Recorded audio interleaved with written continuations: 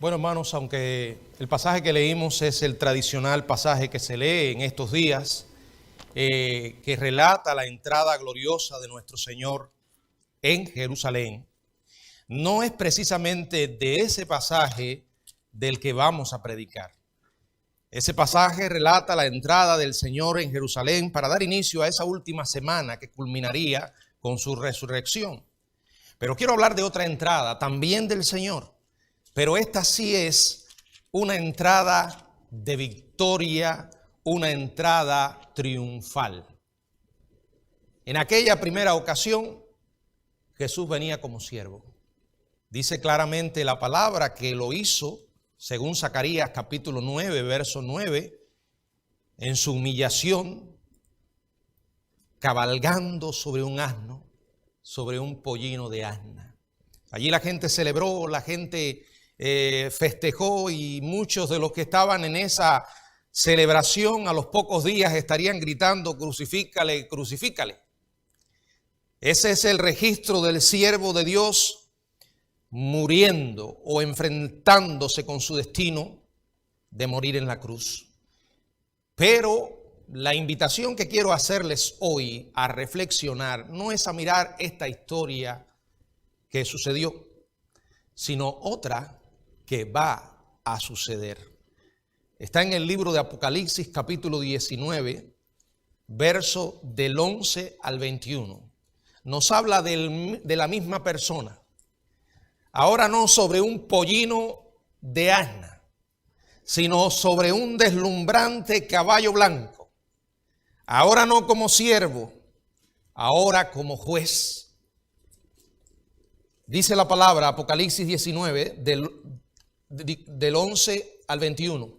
Entonces vi el cielo abierto, y he aquí un caballo blanco, y el que lo montaba se llamaba Fiel y Verdadero, y con justicia juzga y pelea.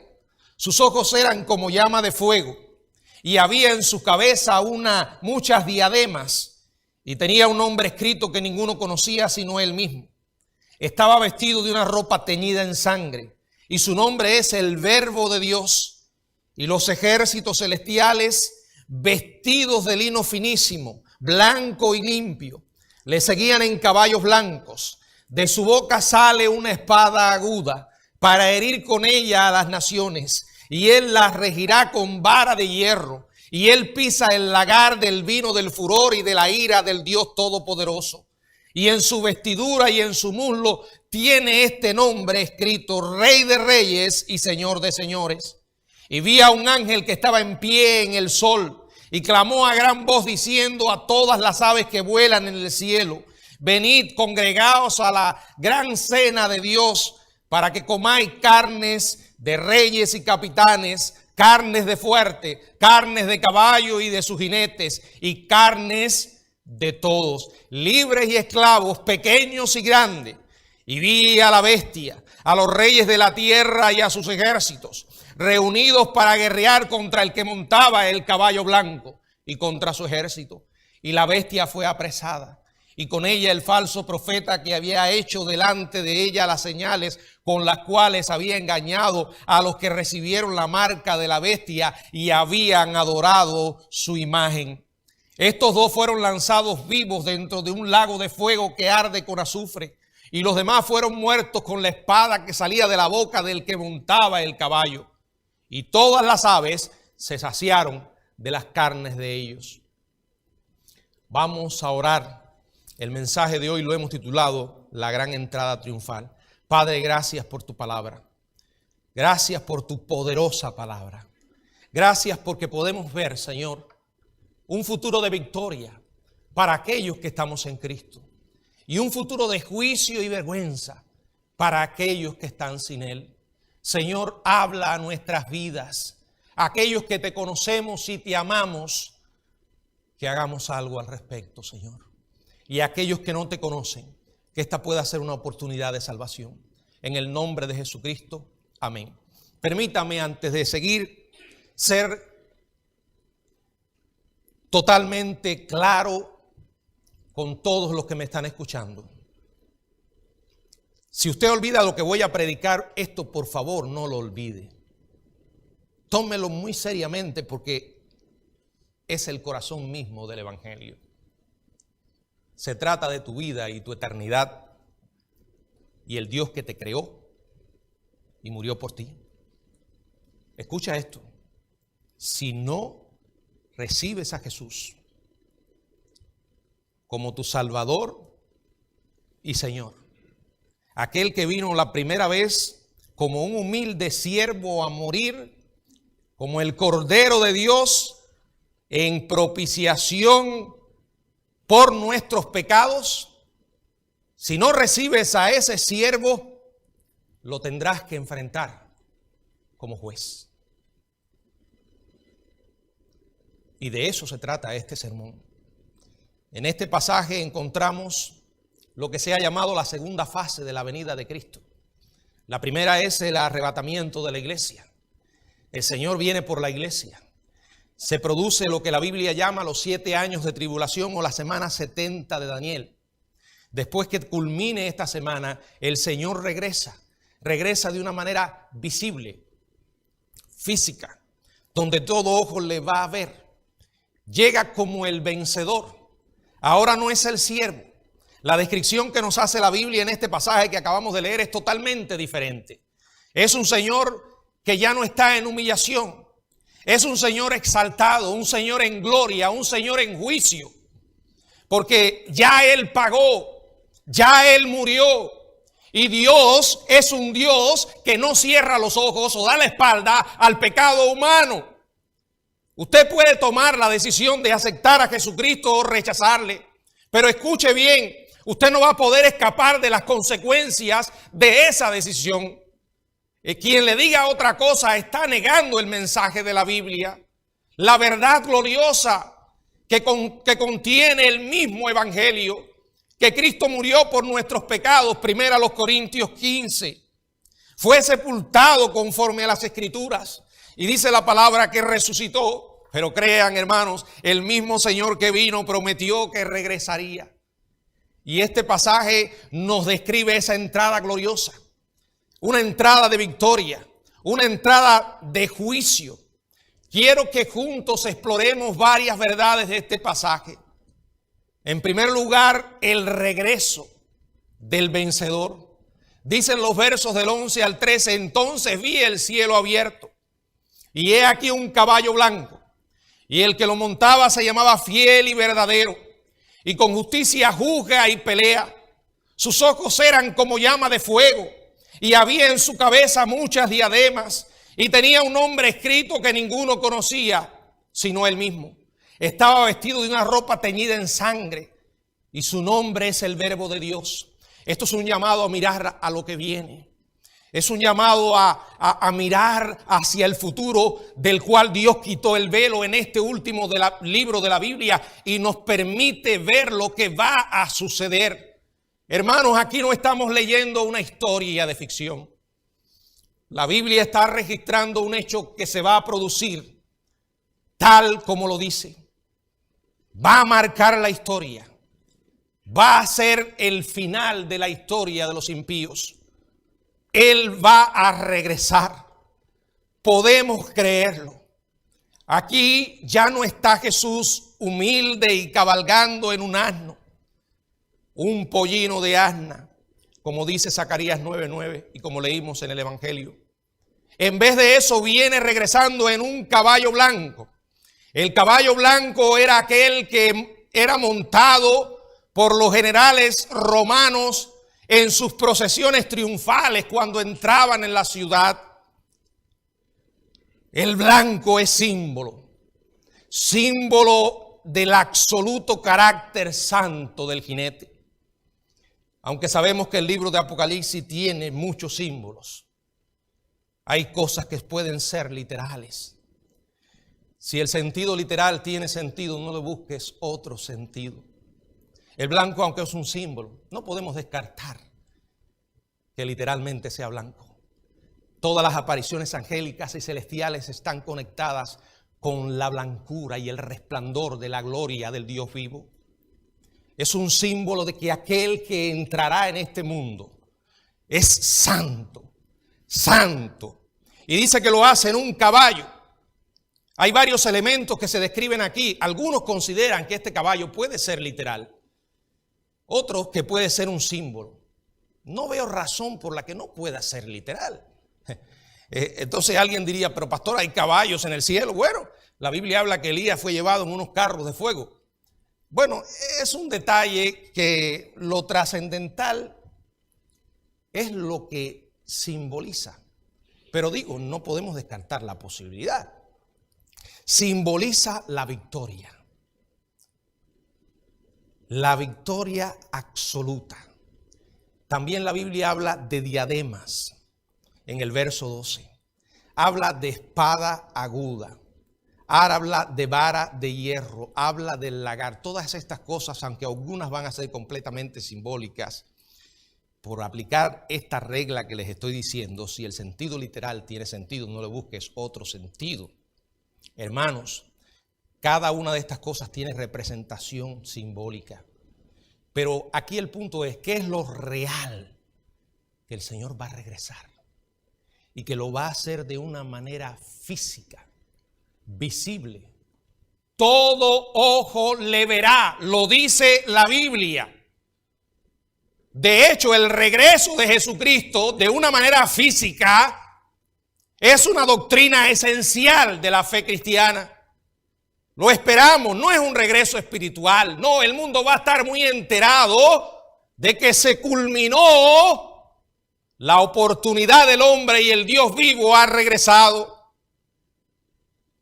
Continuando con la descripción de la escena, dice que montaba un caballo blanco y se llamaba Fiel y Verdadero. ¿Alguien puede dudar que nuestro Dios es fiel? ¡Qué tremendo, hermanos! Él es el testigo fiel y verdadero, dice Apocalipsis 3:14. Nuestro Dios es santo y por ser santo podemos confiar en Él. Dios no cambia su palabra, Él es verdadero, Él es fiel a sus promesas. Lo que dice es verdad, Él es la verdad. Él es fiel y verdadero. Jesucristo es fiel a su palabra y recto a su carácter. Y es un juez justo. Dice la palabra que con justicia juzga. Tú y yo no sabemos lo que es eso. La perfecta justicia en este mundo está ausente. Porque donde quiera que esté el brazo de los hombres, están las huellas de la imperfección, de los errores. Pero nuestro Dios no se equivoca. Él dice y lo hará. Dijo que va a volver y podemos creerle.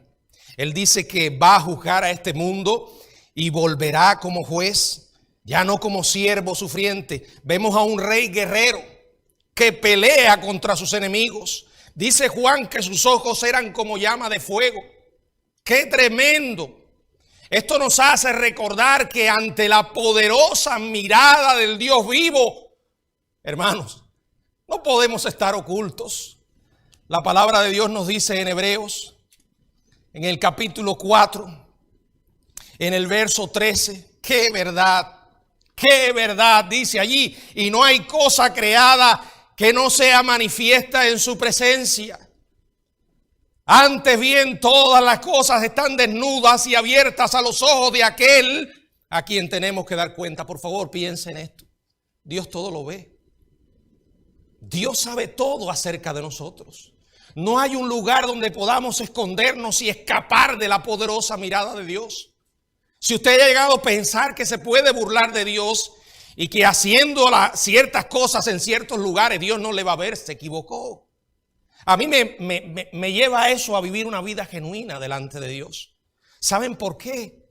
Porque Dios sabe todo lo que yo hago. No lo que estoy haciendo ahora cuando estoy predicando. Lo que voy a hacer mañana lunes cuando esté solo allí frente a mi computadora.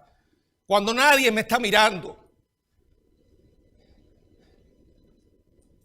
Pero lo que más me conmueve de todo esto es que Dios me ama. Porque la gracia de Dios ha intervenido.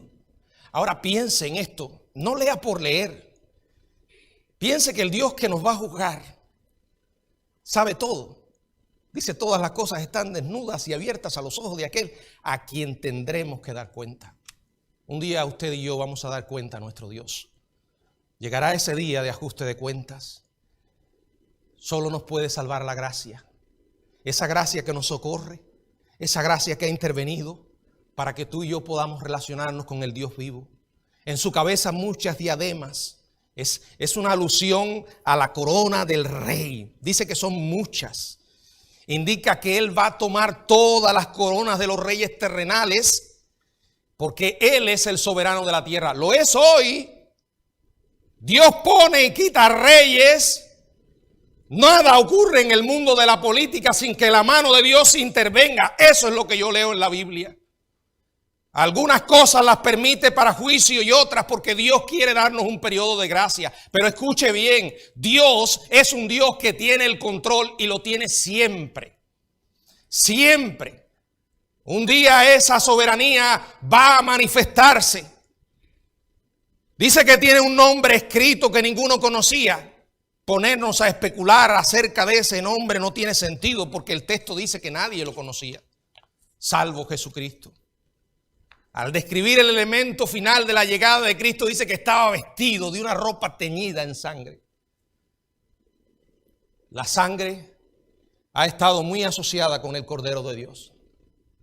Cuando hablamos de la sangre, lo primero que pensamos es en la muerte en la cruz. Pero escuche bien, esta sangre no se refiere a eso. Es una figura de juicio, por el contexto lo sabemos, no de redención. Es la sangre de los enemigos de Dios que van a morir. La pregunta que surge es por qué sus vestidos estaban salpicados de sangre antes de comenzar la batalla. El gran problema, hermano, es que esa no era su primera batalla. Es la batalla final. El Señor Jesucristo ha estado peleando por su pueblo.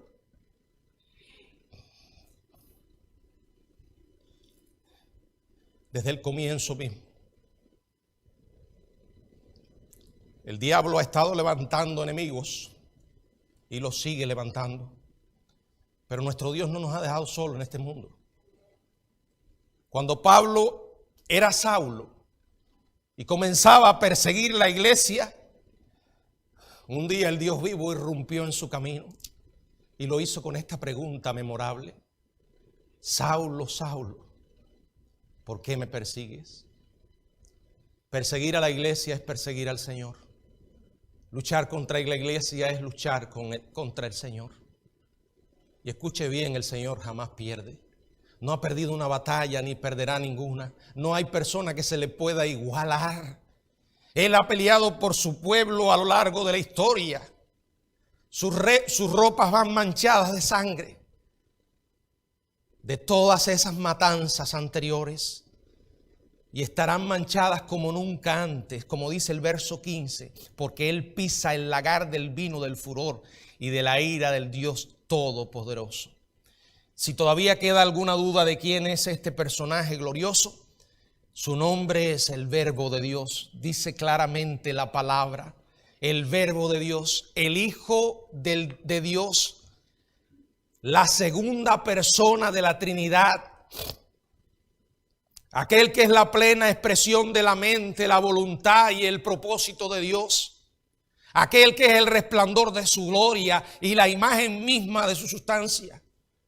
Un día veremos ese momento cuando Él entrará en esta tierra, atravesará la atmósfera física y llegará de una manera física ante nuestros ojos en los mismísimos cielos. Hoy donde tú y yo miramos el cielo azul, las nubes, todos los días me levanto y miro y digo un día estaré mirando hacia allá, o en caso diferente, vendré como tú vendrás con ese ejército mirando este planeta.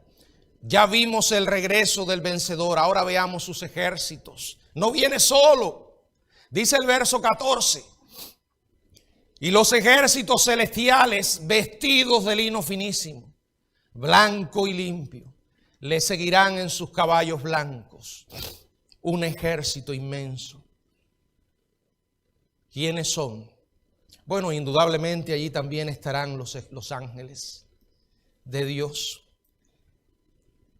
Indudablemente que allí también estarán los redimidos, el pueblo, la iglesia, usando lino finísimo blanco, acompañaremos a Cristo. Escuche, antes que esto llegue, ya la iglesia habrá sido arrebatada. Ya se habrá producido la boda entre la esposa y el esposo. En la tierra estará sucediendo lo que se llama los 7 años de tribulación, hermanos. Un mundo que estará bajo el control temporal ilimitado de la bestia o el anticristo y su falso profeta. Un mundo que se habrá movido aún más en contra de Dios. Un mundo que estará siendo gobernado bajo un nuevo orden mundial. La iglesia, o sea, los que se conviertan en estos 7 años, serán perseguidos de una manera salvaje y muchos de ellos martirizados. El pueblo de Israel será perseguido y muchos en Israel conocerán al verdadero Mesías. Los 144,000 misioneros judíos, los 2 testigos estarán predicando. Tú y yo estaremos en el cielo. Espero que así sea. La diferencia se establece ahora y un día vamos a regresar. Vendremos con el ejército del Señor volveremos a esta tierra. Ahora dice el verso 15 y 16, hablando del dominio de este vencedor. Dice la palabra: de su boca sale una espada aguda para herir con ella a las naciones. Y él la regirá con vara de hierro. Y él pisa el lagar del vino del furor y de la ira del Dios Todopoderoso. Y en su vestidura y en su muslo tiene escrito este nombre: Rey de Reyes y Señor de Señores. Bueno, Juan primero ve una espada aguda que sale de su boca. Esto es uno de los pasajes que podemos interpretar alegóricamente o simbólicamente, porque sabemos que esta expresión no tiene mucho sentido aquí. Pero sí sabemos que la Biblia nos habla de que la palabra de Dios es una espada. Una espada. Es esa espada que tú y yo tenemos hoy aquí abierta. Si la trajo, la Biblia es la que el Señor usa. No solo para salvar, sino para defender y proteger a su iglesia. En otras palabras, va a regresar con el poder de su palabra, pero las palabras mortales de Cristo de juicio, las mismas que aparecen, y Cristo las esgrimirá con efectos mortales, porque dice: para herir con ella, ¿a quiénes? A las naciones. O sea, todos aquellos que estén vivos en ese momento y que hayan rechazado a Jesucristo como su Salvador, y muchos de ellos se hayan reunido para lo que la Biblia llama la batalla en Armagedón, en el Valle Meguido, de allí no va a escapar nadie. Esto es un evento que se va a producir. Las naciones se van a unir después de haber perseguido a Israel y se reunirán en este valle para luchar contra el Señor. Pero será una carnicería. En realidad no va a ser una pelea, porque no hay hombre que pueda luchar con Dios. Dice la palabra que Él llegará y esto va a generar un reino, porque dice que Él regirá a las naciones con vara de hierro. En ese momento va a hacer juicio inmediato sobre cualquier rebelión. Empleando la misma imagen de vara de hierro, Jesús prometió que los cristianos reinaremos con Él. En Apocalipsis capítulo 2, versos 26 y 27. Esto es una alusión a un regreso de juicio. Un regreso en que la palabra de Dios será empleada como juicio. Dice claramente la Biblia que ella será la que juzgará al mundo. Regresará. Y Juan escribe que él pisa el lagar del vino del furor y de la ira del Dios Todopoderoso. Esto es un símbolo de la ira de Dios. Había una antigua práctica muy conocida que era hacer vino, elaboración del vino, y para esto se reunían en un lugar muchas uvas, y los fabricantes del vino venían y la iban pisando para ir rompiendo las uvas y elaborar el vino. La salpicadura del jugo de la uva es una representación de la sangre de los enemigos de Cristo. En el libro de Apocalipsis, en el capítulo 14, dice la Biblia en el verso 8 y 10, otro ángel le siguió diciendo, ha caído Babilonia, la gran ciudad, porque ha hecho beber a todas las naciones del vino del furor de su fornicación. Y el tercer ángel lo siguió diciendo a gran voz, si alguno adora a la bestia y a su imagen y recibe la marca en su mano o en su frente, él también beberá del vino de la ira de Dios que ha sido vaciado puro en el cáliz de su ira. Y será atormentado con fuego y azufre delante de los santos ángeles y del Cordero. O sea, es una imagen de ese juicio. Hermanos, el Dios de la Biblia es un Dios que se llena de ira. No. No se crea el cuento del Dios bueno, complaciente. Es cierto que nuestro Dios es bueno, lo dice la Biblia, toda buena dádiva desciende de Él. Pero no es esa bondad que los seres humanos hemos fabricado y que hemos creado un Dios más parecido a nosotros que al Dios de la Biblia. Un Dios que siempre sonríe, el abuelito complaciente, que va a permitir todas nuestras barbaridades sin inmutarse. No, la Biblia habla de que Dios se enoja. Ahora, el enojo y la ira de Dios no es como la nuestra, pero es una manera de expresar la reacción de Dios, la respuesta de Dios ante el pecado. Y este pasaje de Apocalipsis es una clara imagen de eso. Vendrá en juicio y dice la palabra que manifestará su ira. Y dice que usaba alrededor de su vestidura y de su muslo, a lo largo de su pecho, colgando sobre su muslo, mientras cabalgaba, tiene escrito este nombre: Rey de Reyes y Señor de Señores. Rey de Reyes. ¿Qué quiere decir esto? Que Él va a tener dominio absoluto sobre toda la tierra. He ahí la necedad de enamorarse de un reino y de un rey. Los cristianos somos extranjeros y advenedizos. Vivimos en este mundo, ciertamente. ¿Implica eso que tenemos responsabilidades con nuestra sociedad humana? Ciertamente. Estamos llamados a ser como luminares en medio de una generación maligna y perversa.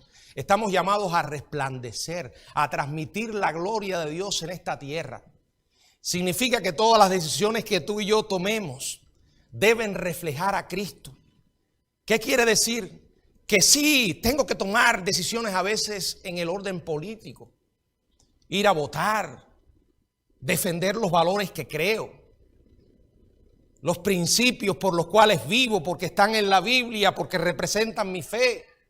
Pero recuerden lo que siempre he dicho, de aquí, cristiano, hacia afuera, siempre con el filtro de la palabra de Dios, en un mundo imperfecto donde la política a veces está llena de suciedades y donde los seres humanos son tan imperfectos. Uno busca lo que más se ajuste a nuestros principios, pero jamás haga de un hombre su Dios. Jamás se enamore de una ideología política, porque muy pronto se va a dar cuenta que perdió el rumbo. Y al final, todos los reinos van a pasar. ¡Todos! Y eso incluye esta poderosa nación donde usted y yo vivimos. América un día va a dejar de ser lo que es. Muy pronto estaremos hablando de eso en señales proféticas. Porque el fin que está en la Biblia es que el rey será el Señor.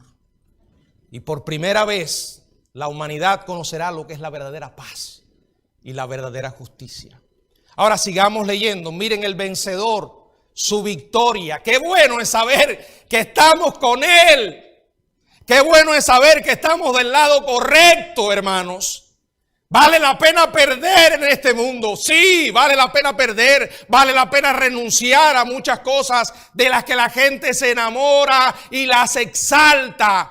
Porque el peor negocio que una persona puede hacer, la mayor desgracia que un individuo puede tener, es morirse e irse sin Cristo. El Señor lo dijo: ¿de qué sirve si ganas el mundo entero y pierdes tu alma? Piénsalo, la muerte puede irrumpir en tu vida en cualquier momento. Y en cualquier momento te puedes enfrentar a una eternidad. O en cualquier momento el Señor puede venir por la iglesia y muy pronto comenzarás a ver que lo que la Biblia dice en el libro de Apocalipsis era verdad. Comenzarás a decir: pero ¿cómo pudo estar tan equivocado? ¿Cómo pude vivir tan distraído y rechazar o ignorar lo que Dios ponía delante de mis ojos todos los días? Si tú tienes a Cristo, puedes estar en paz hoy. Pero déjame decirte, si Cristo no es tu Salvador, por favor, haz una pausa en tu vida. Estás del lado equivocado. El único vencedor es Él. Él dijo: vas a tener aflicción. Él no prometió en ninguna parte que la vida no sería fácil. No. De hecho, Él advierte que vamos a enfrentar tribulaciones, pero no los 7 años de tribulación. Pero Él dijo: en el mundo tendréis aflicción, pero confiad, yo he vencido al mundo. No estar del lado del vencedor no es tener una afiliación política en los reinos de hoy. No es pertenecer al partido del que está en la Casa Blanca o en cualquier lugar del mundo. Estar del lado del vencedor es estar del lado de Jesucristo. Miren lo que dice el verso 17: y vi un ángel que estaba en pie en el sol y clamó a gran voz diciendo a todas las aves que vuelan en medio del cielo: venid y congregaos a la gran cena de Dios, para que comáis carnes de reyes y de capitanes, carnes de fuertes, carnes de caballo y de sus jinetes, carnes de todos, libres y esclavos, pequeños y grandes. Y vi a la bestia y a los reyes de la tierra y a sus ejércitos reunidos para guerrear contra el que montaba el caballo blanco y su ejército. Y la bestia fue apresada y con ella el falso profeta, que había hecho delante de ella las señales con las cuales había engañado a los que recibieron la marca de la bestia y habían adorado la imagen. Estos dos fueron lanzados vivos dentro de un lago de fuego que arde con azufre. Y los demás fueron muertos con la espada que salía de la boca del que montaba el caballo. Y todas las aves se saciaron de la carne de los caballos. Una lectura simple de este pasaje. Por una gente que carezca de la vida espiritual, porque no ha nacido de nuevo, puede que le parezca una locura. Pero aparte de la locura que puede parecerle, leer esto puede ofenderle su sensibilidad. ¿De qué está hablando la Biblia? Eso es una carnicería. Es una matanza. Está hablando de sangre. ¿Cómo el Dios de amor va a hacer semejante barbaridad? Yo quiero que nos tomemos unos minutos para mirar profundamente este pasaje. Dice que otra vez un ángel. Juan vio este ángel que estaba en pie en el sol. ¿Qué quiere decir? Que estaba en las proximidades del sol. Probablemente frente a él. Probablemente ese ángel será notado porque va a eclipsar parcialmente el sol. En un lugar visible, donde todo el mundo le verá, hará un anuncio. Lo hará a gran voz. Y es una invitación a todas las aves que vuelan en medio del cielo. La invitación es para que se alimenten de la carnicería que va a suceder. Aquí este ángel está anunciando la victoria de Cristo antes que se produzca. Esto me hace recordar lo que el Señor dijo en Mateo 24. Y donde estuviera el cuerpo muerto, allí se juntarán las águilas, las aves que vengan y se congreguen para la gran cena de Dios. Es la invitación. La breve destrucción que va a ocurrir en el día del Señor, en ese valle, en esa batalla final, una matanza sin precedentes, donde van a morir incontables millones de personas. Apocalipsis describe la medida del lugar. Apocalipsis 14, verso 20 dice: y fue pisado el lagar fuera de la ciudad, y del lagar salió sangre hasta los frenos de los caballos por 1600 estadios, o sea, alrededor de 300 kilómetros. Acuérdense que es una alianza de naciones. Muchos ejércitos se van a unir, siguiendo las órdenes del líder de aquel momento, la bestia. Pero hermanos, ningún ejército humano puede ser rival para el Señor. Allí comenzarán a producirse muertes. Los elementos de cómo sucederá no lo sabemos, pero caerán muertos millones de personas. Todos esos ya han sido marcados. Ya han declarado ser siervos del anticristo. Y todos ellos habrán perdido la oportunidad de salvación. Dice el verso 18: para que comáis carnes de reyes, de capitanes, de fuertes, carnes de caballo, de sus jinetes, carnes de todos, libres, esclavos, pequeños y grandes. Esto es una descripción de la matanza mundial. Dejar un cadáver sin enterrar como comida para las aves es una indignidad extrema. Y en especial para reyes orgullosos, capitanes y poderosos. En todas partes se va a producir esto, libres y esclavos, pequeños y grandes. La Biblia habla. Y dice el verso 19: y vi a la bestia. ¿Quién es la bestia? La bestia es el anticristo. Apocalipsis 11:7 habla sobre esto, y Apocalipsis 13 del 1 al 8. Y a los reyes de la tierra. Esto es una alusión a 10 presidentes de gobierno de 10 sectores que se van a unir y a dividir el imperio mundial con el anticristo. O sea, los representantes del nuevo orden mundial hacia el cual nos estamos moviendo, del cual todo el mundo está hablando hoy. El mundo tiene que unirse porque las naciones están en caos. El COVID, las crisis de inmigración. Yo no sé si usted sabe lo que está pasando en Estados Unidos. Actualmente tenemos un problema muchísimo mayor que el COVID. Y lo que a veces me molesta profundamente es el silencio de la prensa izquierdista de este país, que le hicieron la vida un yogur al otro presidente. Y ahora hay un silencio cómplice. Lo que mal hizo el otro y se lo dijeron, deben tener la honestidad para decírselo también a este. Hay una crisis en la frontera. Una crisis de inmigración, creo que son alrededor de 17,000 niños. Y el porciento de niños contagiados con COVID es elevado. ¿Qué pasó? ¿De quién es la culpa? Del presidente. Él claramente dijo antes de agarrar la presidencia que este país va a darle la bienvenida. Pero miren, lo más terrible de todo esto es que estamos hablando de niños. Yo estaba leyendo unas noticias del caso de una niña, hasta niños de 8 años, que han venido solos de sus países. Miren, hermanos, yo soy cubano y sé lo que es el comunismo. Y cuando estaba en Cuba, jamás pasaría por mi cabeza dejar que mis hijos se fueran con una persona extraña. Yo me pregunto, ¿dónde están los padres de esos niños? Y el presidente se muestra incapaz de resolver el problema. ¿Por qué estoy hablando de esto? Porque tiene que ver con esto. Porque las naciones cada vez se están haciendo más ingobernables y Estados Unidos actualmente se está mostrando débil. Y escuche esto que le voy a decir, hermanos.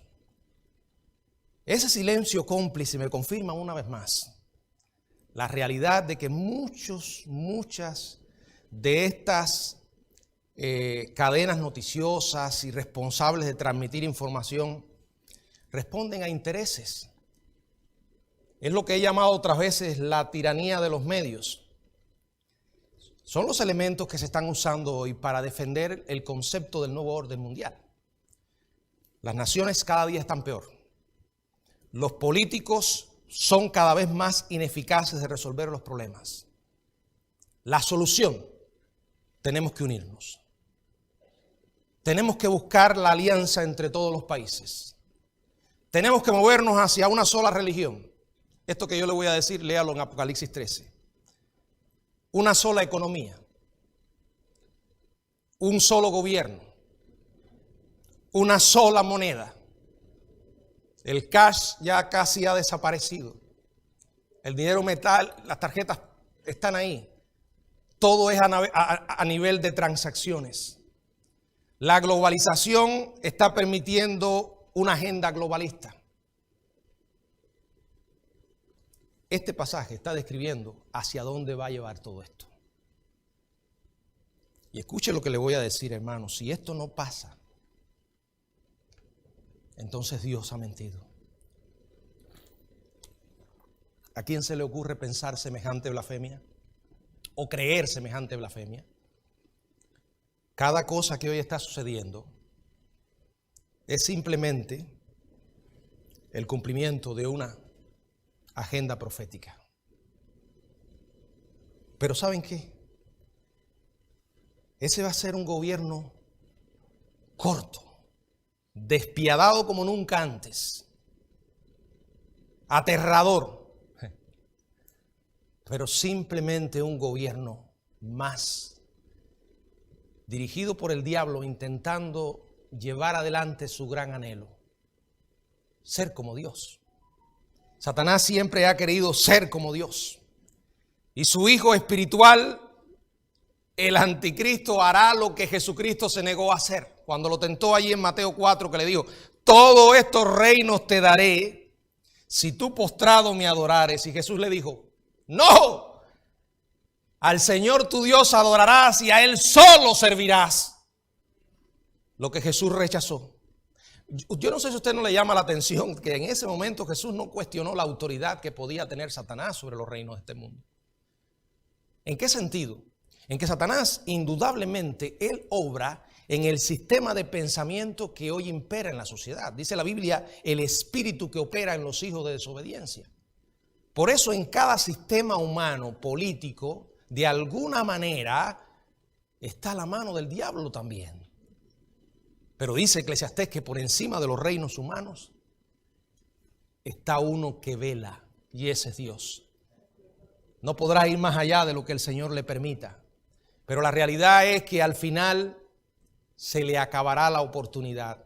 Su ejército se ha reunido, dice la Biblia, para guerrear contra el que montaba el caballo blanco y contra su ejército. Pero antes que la batalla realmente comience, si usted ha leído eso bien, ahí no hay batalla. Ahí no se describe batalla alguna. Antes que comience, ya terminó. En un instante dice la Biblia que la bestia fue apresada, el anticristo.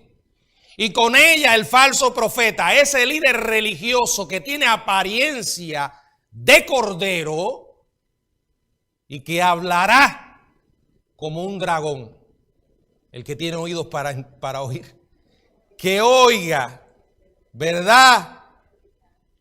Y con ella el falso profeta que había hecho delante de ella las señales con las cuales había engañado a los que recibieron la marca y adoraron su imagen. Estos dos guías políticos y religiosos que reciben poder de los demonios, dice la palabra que serán lanzados vivos dentro del lago de fuego. ¿Por qué no vamos a entender esto de manera literal?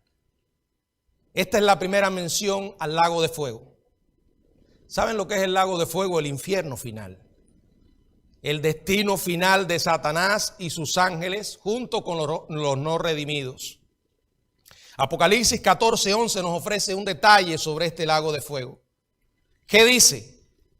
hablando de los que sufren allí, el humo de su tormento sube por los siglos de los siglos y no tienen reposo de día y de noche. Así que aquellos que piensan que cuando la gente se muere descansa, ¿no lo han oído? Qué bueno que está descansando. Bueno, está descansando si se muere en Cristo. Porque si no, no es precisamente un lugar para descansar. Estas dos figuras serán transformados milagrosamente sus cuerpos para mantenerse una eternidad ardiendo en el mismo infierno. Son los primeros de millones de hombres, de ángeles que van a llegar a ese lugar. Es la forma final del lago de fuego. Ahora hay una forma temporal, pero dice el libro de Apocalipsis que el Hades dará a sus muertos. La gente que está en esa forma temporal al final terminará después del juicio ante el gran trono blanco en el lago de fuego, donde estará después de 1000 años. Dice que ahí estará la bestia y el falso profeta. Pasarán 1000 años y ahí estarán. ¿Qué quiere decir eso? Que la doctrina de la aniquilación total es falsa.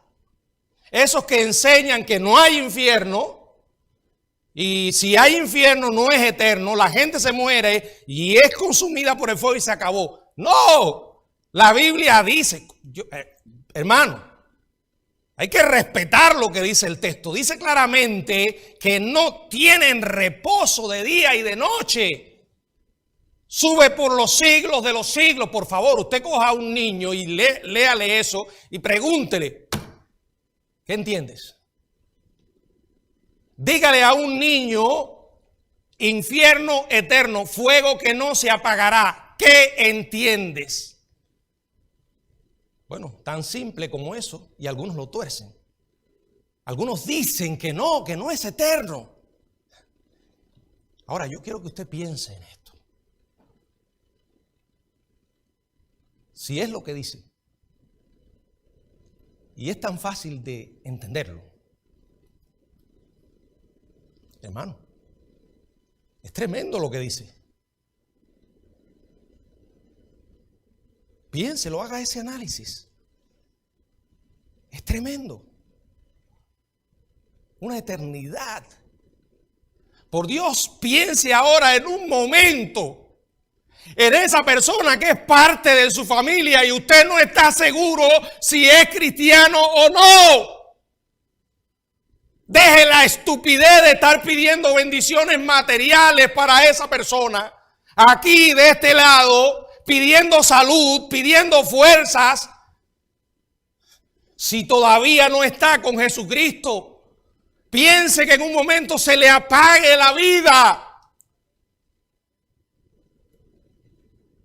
Y si lo que dice la Biblia es real, y lo creo con toda mi alma,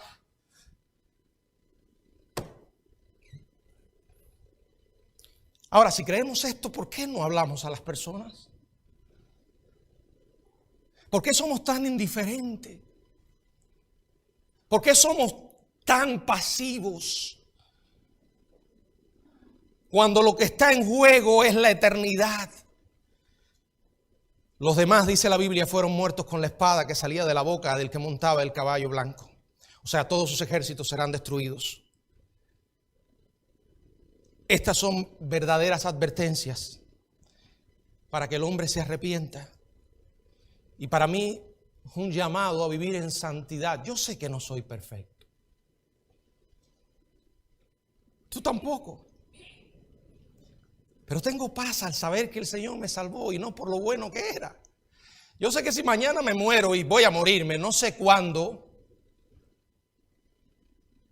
sé a dónde voy.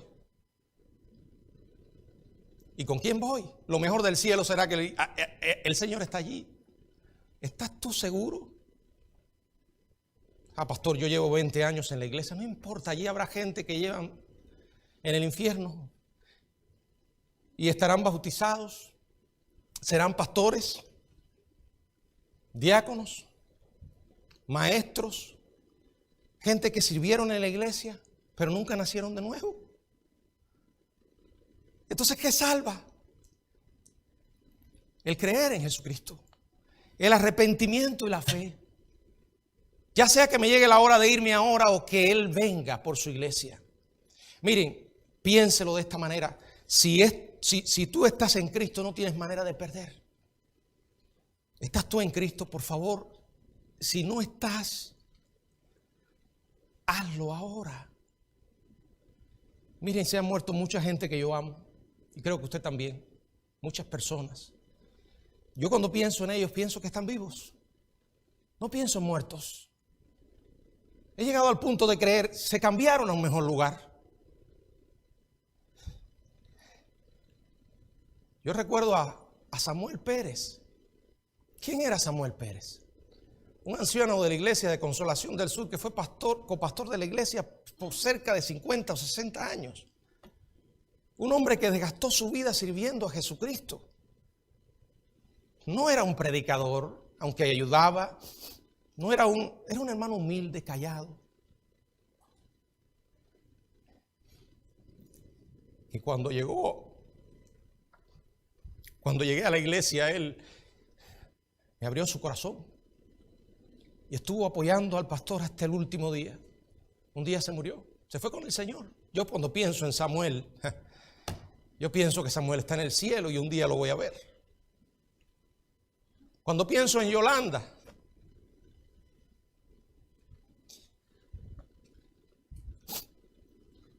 Yolanda fue la mujer que me ayudó a criar mis hijos.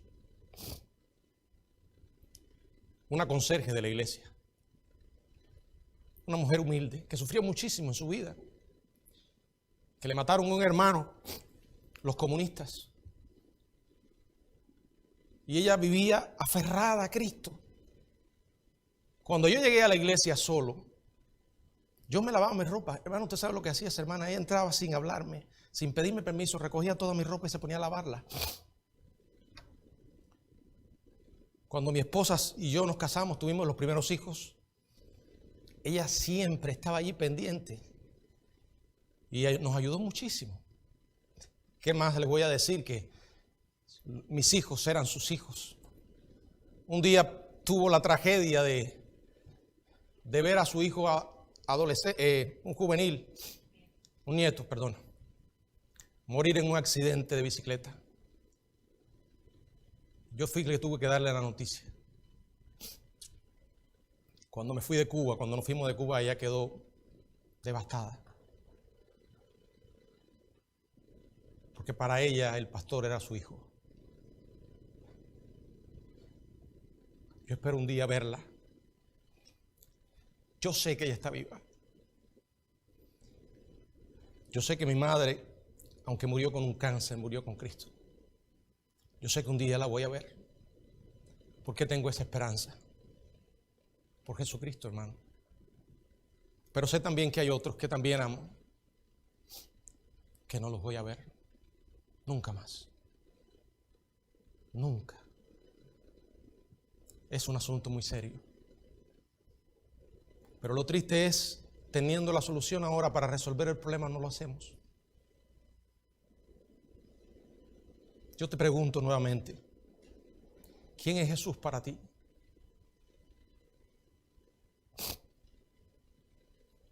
Es tiempo de que nos enfoquemos en el futuro, hermanos. Es tiempo que dejemos de distraernos unos a otros. Es tiempo que pasemos por encima de nuestras diferencias para enfocarnos en la misión.